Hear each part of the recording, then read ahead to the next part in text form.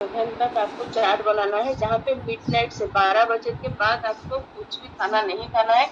सुबह 12 बजे तक आपका जो पहला मील होता है वो 12 बजे के अंदर होगा। उसके बाद आपका जो लास्ट मील होता है, लास्ट मील आपका रात को 8 बजे से पहले होगा। उसके बाद आपको कुछ भी नहीं खाना है। तो 12 बजे से 8 बजे तक दिन भर उसी टाइम के अंदर आपको 2 ही मील लेना है और कुछ भी खाना नहीं खाना है। बाकी टाइम आपको फास्टिंग रहना है। ये एक 1 वीक तक अगर आप करेंगे तो इसको जो ये जो मेथड होता है उसको 16/8 मेथड बोला जाता है, जो इंटरमिटेंट फास्टिंग होता है। नेक्स्ट, तो व्हाट इज फास्टिंग? फास्टिंग क्या होता है कि जैसे मैंने बोला कि कोई भी फूड हो या फूड कोई भी ड्रिंक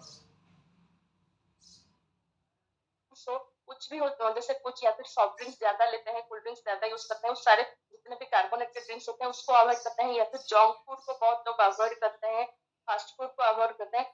ये जो कोई भी सॉफ्टन फूड होता है उसको अवॉइड करना है, या फिर बहुत टाइम के लिए खाना नहीं खाना है, उसको फास्टिंग बोला जाता है। ये ईटिंग पैटर्न होता है, जैसे कि आपको कुछ टाइम के लिए फूड लेना है, कुछ टाइम के लिए फूड को अवॉइड करना है। इसको ईटिंग पैटर्न को बोलते हैं इंटरमिटेंट फास्टिंग, जिसमें आपको जो पीरियड होता है, जितना भी टाइम होता है, वो टाइम के अंदर आपको कुछ भी खाना या फिर पीना नहीं है। जो जिस पीरियड को हम लोग बोलते हैं कि फास्टिंग पीरियड, और जो पीरियड में खाना खाते हैं उसको नॉन फास्टिंग पीरियड बोला जाता है। नेक्स्ट, तो लोग क्यों फास्टिंग करते हैं? कोई भी स्पिरिचुअल रीजन की वजह से, कोई भी आज कुछ पूजा है, पूजा के वजह से हम लोग फास्टिंग करते हैं। कोई भी कॉज होता है, कोई भी रीजन होता है, सुबह खाना नहीं खा पा रहे हैं इसके वजह से भी हम लोग फास्टिंग करते हैं, या फिर वजन घटाने के लिए हम लोग फास्टिंग करते हैं। कोई मेडिकल प्रोसीजर होता है उसके लिए भी हम लोग फास्टिंग करते हैं, या फिर डिटॉक्स या फिर कोई क्लींजिंग के लिए, बॉडी क्लींजिंग के लिए हम लोग फास्टिंग करते हैं। डिटॉक्स जो होता है क्लींजिंग होता है, बॉडी क्लींजिंग के लिए ज्यादातर किया जाता है, उसके लिए हम भी फास्टिंग करते हैं। ये 5 रीजन या फिर उसके ज्यादा भी और भी बहुत सारे रीजन होते हैं जिसके लिए हम लोग फास्टिंग ज्यादातर करते हैं। नेक्स्ट, तो जो फास्टिंग 3 टाइप का एक होता है, फास्टिंग को कैटेगराइज 3 टाइप से किए गए हैं, जिसमें से एक होता है कि आपका कैलोरिक डेफिसिट होता है, न्यूट्रिशन डेफिसिट होता है, और एक होता है कि आपको कितना बर्न करते हैं कैलोरी, उसको एक होता है। तो यहाँ पे कैलोरी डेफिसिट जो होता है उसको फास्टिंग के अंदर लिया गया है। कैलोरी मतलब आप जितना भी खाना खाते हैं, जितने भी फूड हम डे टू डे लाइफ में जितना भी फूड लेते हैं, उसको डिवाइड करने के बाद फूड को जो प्रोसेस होता है, हमारे डाइजेस्टिव सिस्टम में जितना भी प्रोसेस होता है, उसमें प्रोसेस में आपका फूड डिवाइड होता है। उसमें से एनर्जी क्रिएट होता है, जो एनर्जी हमारे डे टू डे लाइफ में जितने भी बॉडी फंक्शन होते हैं उसमें आपको ज्यादातर हेल्प करते हैं। तो इसको कैलोरी बोला जाता है। तो ये जो कैलोरी होता है उसको कैसे आपको लूज करना है, आपको वेट लॉस में इसको कैसे हेल्प करना है, तो ज्यादा से ज्यादा आपको कैलोरी बर्न कैसे करना है, ये जो होता है इसको कैलोरी डेफिसिट बोला जाता है। तो कैलोरी डेफिसिट आपको एक की वजह से आप कर सकते हैं, एक होता है कि आपका ज्यादा एक्सरसाइज करेंगे अगर, जैसे हम लोग बोलते हैं कि 20% एक्सरसाइज जो होता है, तो दिन भर जितना हम खाना खाते हैं, अगर 20% एक्सरसाइज करेंगे तो जितना भी हम फूड लेते हैं उसमें से कैलोरी आपका बर्न होते जाएगा। या फिर आपको लो अमाउंट में आपको कैलोरी फूड लेना है, जो भी खाना खाते हैं आपको 1600 या फिर 1500 कैलोरी का एक फूड चार्ट बनाना है। एक दिन में आपको 1500 से ज्यादा कैलोरी फूड आपको नहीं लेना है, तो उसको बोलते हैं कैलोरी डेफिशिएंट। ये तो कैलोरी डेफिशिएंट हो गया। कैलोरी के ऊपर हम इंटरमिटेंट फास्टिंग होता है। इंटरमिटेंट फास्टिंग 3 टाइप के होते हैं, जैसे कि 24 आवर्स फास्टिंग रहना, या फिर 16 आवर फास्टिंग रहना, या फिर 20 आवर्स फास्टिंग रहना। ये तीनों टाइम के ऊपर डिपेंड करता है कि आपका जो इंटरमिटेंट फास्टिंग होता है कैसे होता है। नेक्स्ट, तो पहले देखेंगे कि 24 आवर फास्टिंग जो होता है वो कैसे होता है। 24 आवर फास्टिंग में एक दिन में आपको कुछ भी नहीं, नेक्स्ट स्लाइड।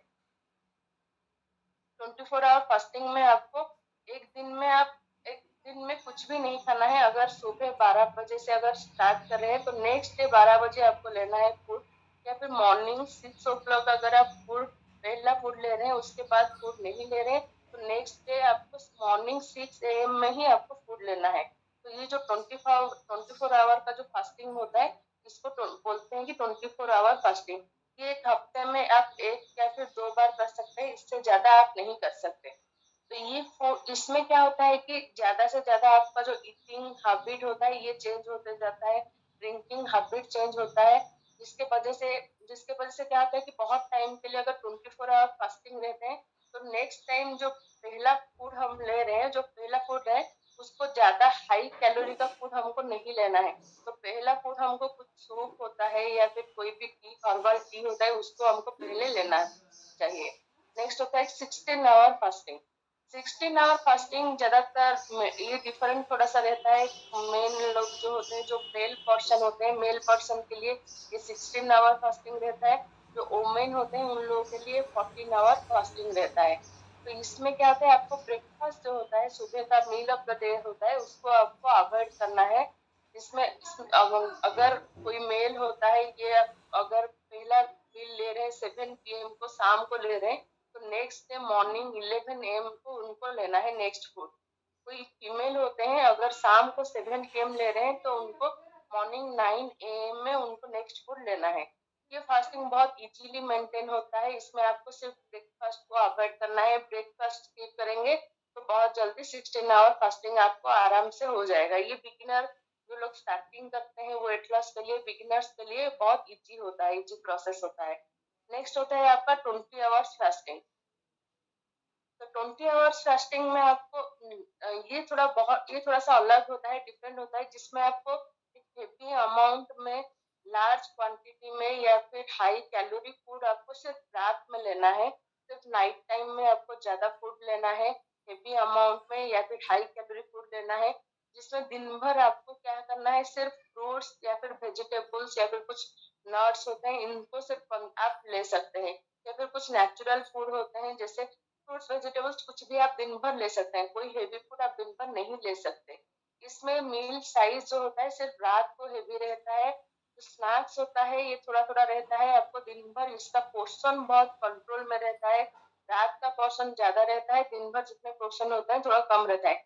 इसमें आपको थोड़ा ध्यान देना पड़ेगा कि आपको बार बार खाना बनाना है। खाना बना के प्रिपेयर फूड आपको ज्यादा खाना पड़ेगा। नेचुरल सोर्स से जितने फूड मिलते हैं उनको ज्यादा लेना पड़ेगा।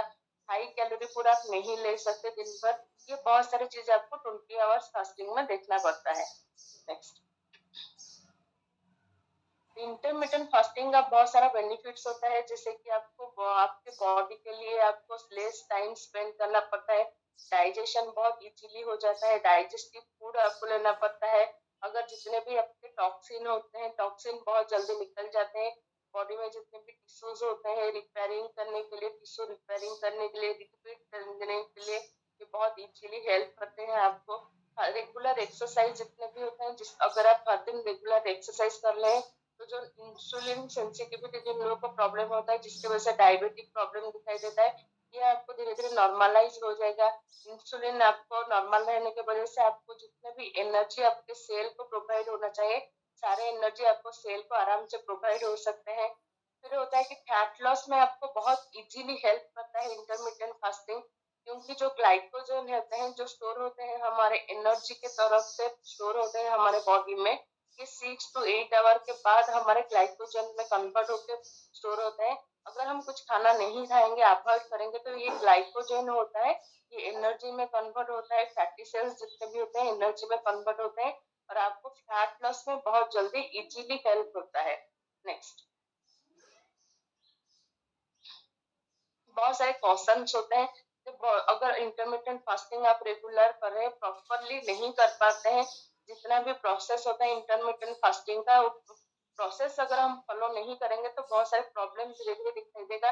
जैसे आपको पहले बहुत बीमार बीमार फील होगा, उसके बाद आपको हेडेक आएगा, सिर में दर्द होगा, ब्लड प्रेशर प्रेशर जो होता है धीरे धीरे लो होते जाता है, बॉडी में आपका एनर्जी अच्छे से प्रोवाइड नहीं होता है, जिसके वजह से आपको बहुत सारे आप जूस ले सकते हैं, कार्बोनेटेड वाटर या फिर शुगर, एक चीज जितना भी होता है उसको हम ज्यादातर ज्यादा लेते हैं फास्टिंग के बाद। मसल्स जितने भी होते हैं फास्टिंग के वजह से, मसल्स जितने भी होते हैं हमारे ब्रेक डाउन हो जाते हैं, खराब हो जाते हैं बहुत सारे मसल्स। इम्यूनिटी सिस्टम हमारे वीक हो जाते हैं, न्यूट्रिशन फूड से जितना न्यूट्रिशन मिलना चाहिए उतना न्यूट्रिशन हमारे फूड से हमको नहीं मिलता है।